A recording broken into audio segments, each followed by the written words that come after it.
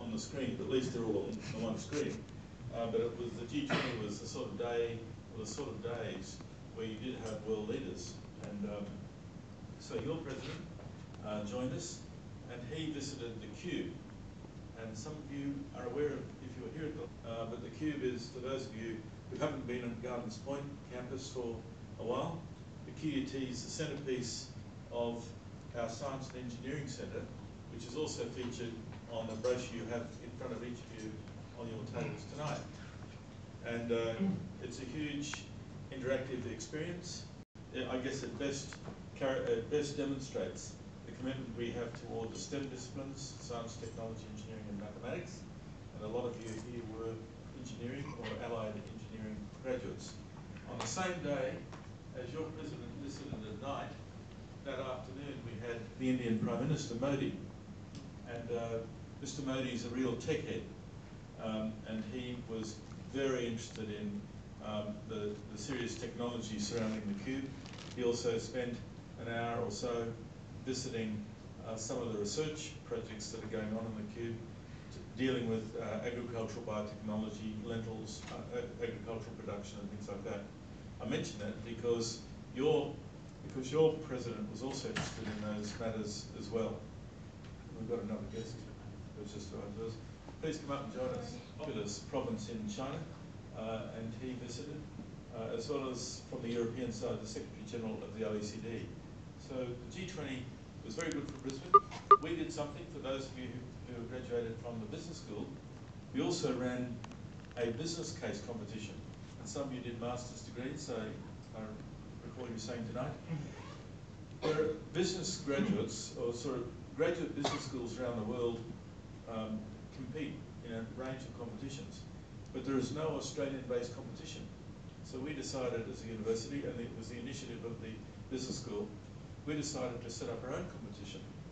But we decided not just to involve QUT, but to ask University of Queensland and Griffith, so that it would be a Brisbane and Queensland-based competition, which was representing Australia. And in our very first year, we had about 50 applications. 50 teams came from around the world about a month before G20, as I recall. And the competition was won by a Canadian university. I might say that the prize was $100,000. That's a very big prize. So, and QUT's agreed to run it for the first 3 years, then we'll hand it over to Griffith for a couple, or UQ, and the other for a couple, then we'll give it again. So it's actually a really good legacy project for the G20, because it helps in an educational sense to mark out not just QUT, but the education arena and the importance of education to the development of our state and our country. Jason's going to say a couple of things about the Indonesian connection shortly, but and that's really a summary of the matters that I'm going to talk about. If you're young and have got very good eyes, you won't be challenged by that. But let me just run through a few of those things. Firstly, if we're a little bigger and a little more complex, we've got another guest who says, hello, come in. We're a little bigger than we used to be.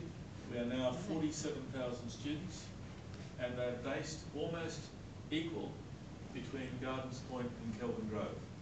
We've got a few hundred at, there's a couple of seats for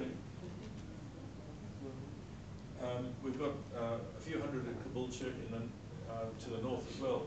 But basically the university is Gardens Point and Kelvin Grove, Gardens Point. And we've got health education and creative industries based at Kelvin Grove. I said that right? Yes. But what's interesting is that a very significant number of our students study on both campuses. They do double degrees, or otherwise they study on both campuses. And we run, for those of you who've studied there recently, we run a bus service between the two that goes all the time, and carried about 800,000 people last year. So we take a lot of cars off the road. But so to understand QUT, you've really got to understand the two campuses, the way they work together, and the students study across. 10 years ago, we were 19th out of 39 universities in Australia for research. The consolidated measure of research is called the block grant measure, and we're now 9th. So we've gone from 19th to 9th. So we're moving and we're relentless and we're very ambitious. But we've not got there because we've spread the jam. We've actually got there because we've concentrated our resources in areas of strength such as those in which you have all studied. 16% of our students are international, and we think that's about right. We're at the lower end for Australian universities, but we have high cut-off scores, we have good progression, we're very keen on what happens to our graduates both immediately after graduation and in the years thereafter. And that's one of the reasons why through the alumni database we're interested in what people are doing, as we'd like to know. In 2013 we were named Australia's top university by the London Times, under 50 years old. Last year Newcastle pipped us, we were second. This year I'm not sure which of us will be first, but next year we will win because Newcastle turns 51. So they won't even be a factor to contend with, but we hopefully we'll beat them this year. But I say that because, so we're of that list, the universities at the top of that list tend to be from Singapore to China, but we're very anxious to build our position in the ranking tables, as well as in every other way. What's not there is that QUT puts a big effort onto the accreditation of our degrees, because students come from everywhere, graduates go everywhere. So we try to have our degrees accredited wherever possible by the relevant professional or industry bodies or government bodies, whether that be public or private. And in the case of business, for example, we have accreditation in the United States, in Britain, and in Europe. And we were the first Australian university to have accreditation by all three. So we think the accreditation of degrees is an enormously important obligation, and in fact we're so proud of it, we list the accreditations on our website, so students know that if they go to QUT, there will be accreditation following. There's a Financial Times ranking there, which is extremely good in terms of executive education. I mentioned the issue of research, and we're now in the top 10 in terms of research funding, and I've talked about our 9th position.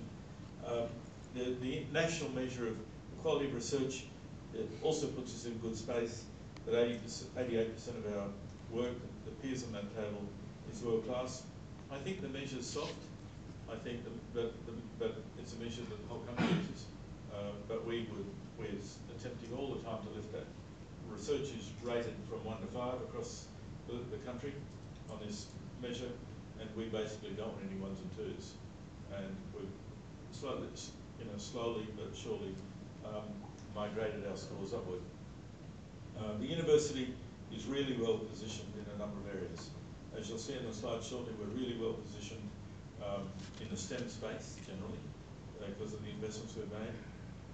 The strongest areas in the STEM space are probably mathematics now, and statistics, and applied maths and statistics.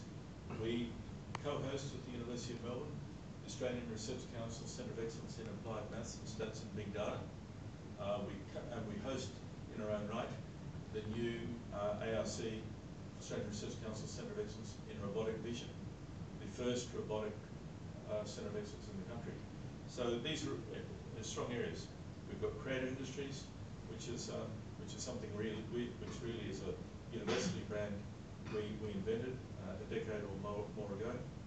And the business school, as I said, has done extremely well with regard to its accreditations.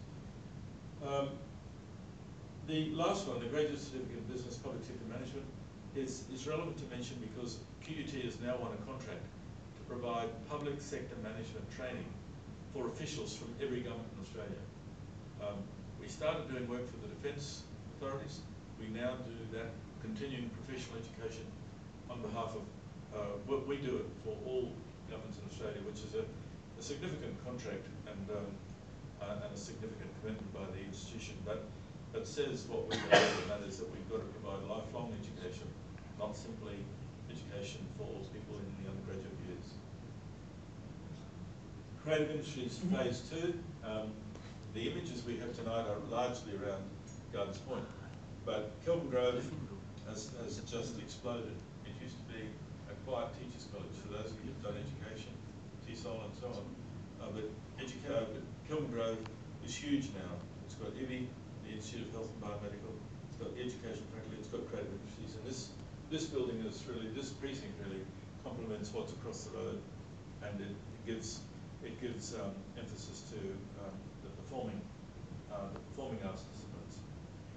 We're also, for those of you who did graduate in education, we're going to knock down E and L blocks at Kelvin Grove, which are near the library and near Beatles. If you graduated recently, we're going to knock them over at Christmas time. The Director of Facilities Management has as his KPI, those buildings have to be down over Christmas. I don't know what happens if they're not, but anyway, we'll deal with that when it comes to it, but they will be. And that's part of the regeneration, because the buildings that we have in education were built for a different era. They're not built for a contemporary education environment.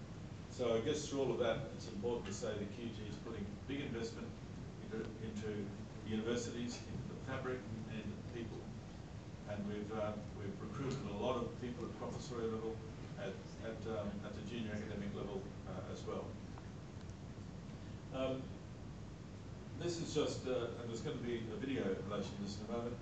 Biofabrication is just an example. It's a bit like robotics or applied maths. It's an example of the university forging a position which is particular, taking into account the latest technology, also giving force to a real world thing. QUT wants to do the best possible research but we want that research to be relevant to the industries of today and tomorrow. And biomaterials is a very good example, and we'll throw to, if I throw to this slide, it will come up with the help of Jason.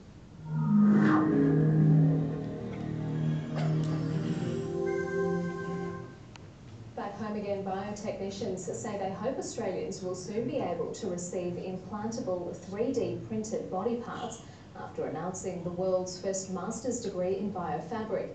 The technology has been trialled overseas, but Queensland researchers are training a new generation of scientists in the field.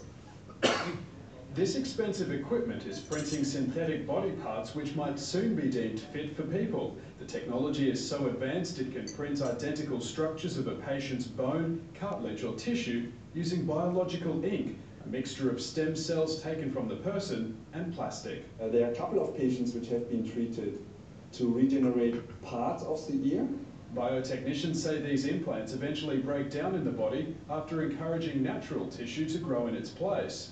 So people who've had, for example, a nasty accident and they've had to have part of the skull removed, we can create scaffolds that will go in place onto the skull and regenerate that bone tissue, and it disappears over time. If approved in the coming years, it could be another option for breast reconstruction. The plastic surgeon will go to another part of the body, takes the fat tissue out in the same operation, and then will inject that fat tissue into the scaffold. The current types of breast implants will only last up to about 10 years.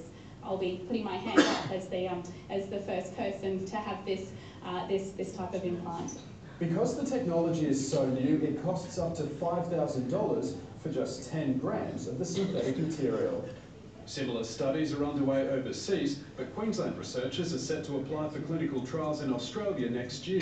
Maybe in the future we are not anymore reliant on metal implants with their associated complications. Queensland University of Technology and the University of Wollongong are launching the world's first biofabrication master's program in conjunction with 2 universities in Europe. Josh Babis, ABC News, Brisbane. So it gives a sense to the